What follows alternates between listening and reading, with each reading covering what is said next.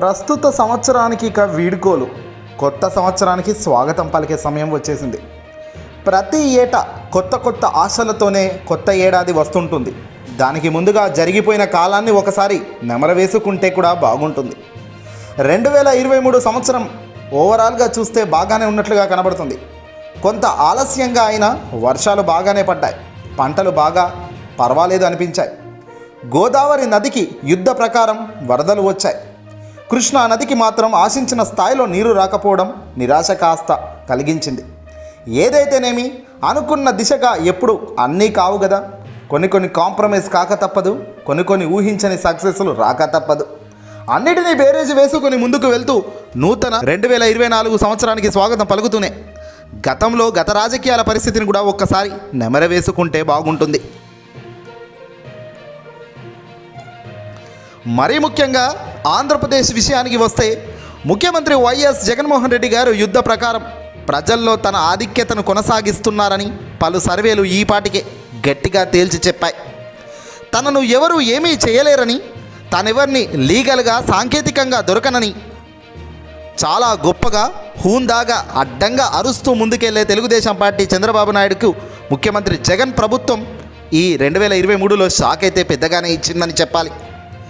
Skill development corporation స్కాముల్లో చంద్రబాబును CID arrest చేసి పెను సంచలనం సృష్టించింది. తనను ఎవరు పీకలేరని, టచ్ చేయలేడు నన్ను ఎవడు అని పెద్దగా అరుస్తూ చెప్పే చంద్రబాబుకు ఈ సంవత్సరం గట్టిగా అడ్డుకట్టయితే పడింది. తెలుగుదేశం పార్టీ వారు ఎవరు గొడవలు చేసినా, వారిపై ఎన్ని కేసులు వచ్చినా కోర్టులలో తాము చూసుకుంటానని చెప్పిన ఈ చంద్రబాబు నాయుడు, ఆయన కుమారుడు లోకేష్లు చెబుతూ వచ్చారు. కానీ టీడీపీ క్యాడర్ను రెచ్చగొట్టారు. దీంతో అమాయకులైన పలువురు తెలుగుదేశం పార్టీ కార్యకర్తలు అల్లర్లు చేసి జైలు పాలయ్యారు. చివరికి చంద్రబాబు అవినీతి కేసుల్లో చిక్కుకోవడం చట్టం ఎవరికి చుట్టం కాదని తెగేసి చెప్పినట్టయింది ఈ సంవత్సరం 2023. టీడీపీ నేతలకు కార్యకర్తలకు కూడా ఇదంతా కూడా బాగా అర్థమైంది.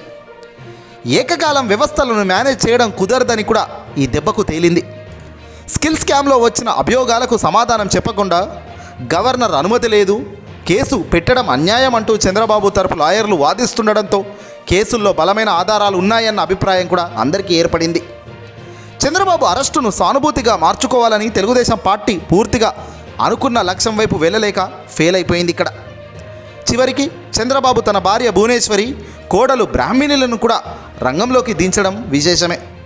చంద్రబాబు అరెస్టుతో తల్లడిల్లి సుమారుగా 153 మంది మరణించారు అంటూ కొత్త డ్రామాకు తెరలేపారు. భువనేశ్వరి ముగ్గురు ఇళ్లకు వెళ్ళి 3 లక్షలు చొప్పున డబ్బిచ్చి వచ్చారంతే. ఇంతలో చంద్రబాబు బెయిల్ రావడం, ఆమె డబ్బు దండగా అనుకొని ఊరుకోవడం, ఓదార్పు యాత్రను విరమించుకొని ఇంటికి వెళ్ళిపోవడం అన్నీ చూసాం ఈ 2023 సంవత్సరంలోనే. చంద్రబాబు అవినీతి కేసుల్లో అరెస్ట్ అయితే ఆయన కుమారుడు నారా లోకేష్ కన్నా ఎక్కువగా దత్తపుత్రుడు వైఎస్ఆర్సీపీ పార్టీని విమర్శించే ఈ జనసేన పవన్ కళ్యాణ్ ఎక్కువగా హడావుడి చేసి రోడ్లపై దొరలారి మడి ఆ విమర్శ సార్థకం చేసుకున్నాడని చెప్పాలి. తదుపరి రాజమహేంద్రవరం జైలుకు వెళ్ళి తెలుగుదేశం పార్టీతో పొత్తు ప్రకటన చేసి అందరినీ ఆశ్చర్యపరచడంలో పవన్ సల్యూట్ కొట్టాలి ఇక్కడ ఆయనకు. ఒక పక్క బీజేపీతో కాపురం చేస్తూనే తెలుగుదేశం పార్టీతో అక్రమ రాజకీయ సంబంధాన్ని పెట్టుకొని దానిని అధికృతం చేశారు. అదే సమయంలో బీజేపీ మాత్రం తమతో జనసేన పొత్తు కొనసాగుతుందని చెప్పడం మాత్రం చిత్రమే ప్రభు అన్నట్టు అనిపిస్తుంది. యువగలం ముగింపు సభలో తెలుగుదేశం పార్టీ జనసేన అక్రమ రాజకీయ సంబంధాన్ని బీజేపీ పెద్దలు ఆశీర్వదించాలని పవన్ కళ్యాణ్ కోరడం నిజంగా కొసమెరుపు. అంతకుముందు తెలంగాణలో బీజేపీతో కలిసి పోటీ చేసి కనీసం డిపాజిట్లు పోగొట్టుకుని పవన్, ఏపీ బాబు లోకేష్లకు పూర్తిగా సరెండర్ అయిపోయారు. చంద్రబాబే ముఖ్యమంత్రి అభ్యర్థి అని నారా లోకేష్ స్పష్టంగా చెప్పినా పవన్ మౌనంగా ఉండటం ఆ పార్టీ క్యాడర్కు మరింత అవమానం, దిగజారుడుతనానికి నిదర్శనం. పొత్తుల్లో కనీసం 60 సీట్లు అయినా తీసుకోవాలని జనసేన క్యాడర్ కోరుకుంటుంటే వారిని వైఎస్ఆర్సీపీ కోవట్టులుగా ప్రకటించారు. తెలంగాణ ఎన్నికల్లో చంద్రబాబు నాయుడు పరోక్షంగా కాంగ్రెస్కు మద్దతు ఇవ్వడం మరో విచిత్రమైన పరిణామం. ఒకవైపు బీజేపీతో పొత్తు కోసం ప్రయత్నిస్తూ మరోవైపు బెంగళూరులో కర్ణాటక ఉప ముఖ్యమంత్రి డీకే శివకుమార్తో చంద్రబాబు మంతనాలు జరపడం ఆయన 2 కళ్ళ సిద్ధాంతానికి మరో నిదర్శనం. కుప్పం నియోజకవర్గంలో ఈసారి గట్టి పోటీ తప్పదని భయపడుతున్న ఈ చంద్రబాబు అక్కడ టూర్లు వేసి తాను మళ్ళీ గెలిస్తే కుప్పాన్ని అభివృద్ధి చేస్తానని చెప్పడంపై అంతా విస్తుపోతున్నారు, నవ్వుకుంటున్నారు. మళ్ళీ గెలవడం ఏంటి స్వామి, ఇన్నాళ్ళు ఏం పీకావంటూ ప్రశ్నిస్తున్నారు. ఇది 2023 చంద్రబాబుకు జరిగిన అవమానాలలో ముఖ్యమైనవి. నారా లోకేష్ యువగలం పేరుతో కుప్పం నుంచి పాదయాత్ర ప్రారంభించిన రోజు నుంచే తన మేనమామ కొడుకు తారకరత్న మరణించాడు. ఆ తర్వాత చంద్రబాబు అవినీతి కేసుల్లో అరెస్టు కాగా యువగలానికి దారుణంగా బ్రేక్ వేసి ఢిల్లీకి వెళ్ళి ఎక్కువ కాలం అక్కడే గడిపాడు ఈ లోకేశం. తండ్రికి బెయిల్ వచ్చాక కొన్నాళ్ళు మళ్ళీ మొదలుపెట్టి విశాఖ వద్ద ముగించాడు. జగన్ నాయకత్వాన్ని, వైఎస్ఆర్సీపీ పార్టీని ఎదుర్కోవడం అంత తేలిక కాదని కంగారు పడుతున్న చంద్రబాబు ఇతర పార్టీలతో పొత్తు పెట్టుకోవడంతో పాటు ఇతర వ్యూహకర్తలను నియమించుకునే పనిలో పడ్డాడు. ఈనాడు, రామోజీరావు, ఆంధ్రజ్యోతి, రాధాకృష్ణలు నిత్యం అబద్ధాలు వండి వారుస్తున్న జనం నమ్మడం లేదన్న భావనతో ఒకప్పుడు తాను డెకాయిట్ అని తిట్టిన మరో వ్యూహకర్త ప్రశాంత్ కిషోర్ను ప్రత్యేక విమానంలో రప్పించుకొని సంప్రదింపులు చేశారు. మరోవైపు ముఖ్యమంత్రి జగన్ అటు ప్రభుత్వ కార్యక్రమాలను, ఇటు పార్టీ వ్యవహారాలను ఒంటి చేత్తో చెక్ పెడుతూ ధైర్యంగా ముందుకు వెళ్తూ ప్రజల ముందు ఒక గట్టి శక్తిగా ఎదిగాడు. ఈ క్రమంలో కొన్ని ఇబ్బందులు ఎదురవుతున్నా ఆయన రాజీ పట్టం లేదు.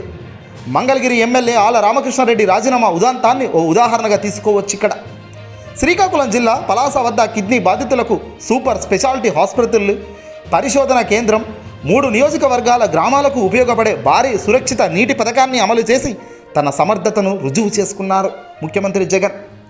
విద్య, ఆరోగ్య రంగాలకు విశేష ప్రాధాన్యత ఇస్తూ బలహీన వర్గులకు అండగా నిలబడుతూ ధైర్యాన్ని నింపుతున్నాడు జగన్. ఆంధ్రప్రదేశ్ నుంచి విద్యార్థి బృందం ఐక్యరాజ్య సమితికి వెళ్ళడం, ఆంగ్లాల్లో ఏపీ పిల్లలు గణనీయ విజయాలు సాధించడం మొదలైనవి ముఖ్యమంత్రి జగన్ ప్రభుత్వానికి మంచి పేరు తెచ్చిపెట్టాయి. రామయ్యపట్నం, మచిలీపట్నం, మూలపేట, ఓడరేపులు 9 షిప్పింగ్ హార్బర్ల నిర్మాణం వేగంగా సాగిస్తూ శభాష్ అనిపిస్తున్నారు. ప్రభుత్వ రంగంలో 17 మెడికల్ కాలేజీలను చేపట్టారు. బద్వేల్ వద్ద ప్లైవుడ్ కర్మాగారానికి ఆయన ప్రారంభోత్సవం చేశాడు. అలాగే పంపుడు స్టోరేజ్ విద్యుత్ ప్లాంట్కు శ్రీకారం చుట్టారు.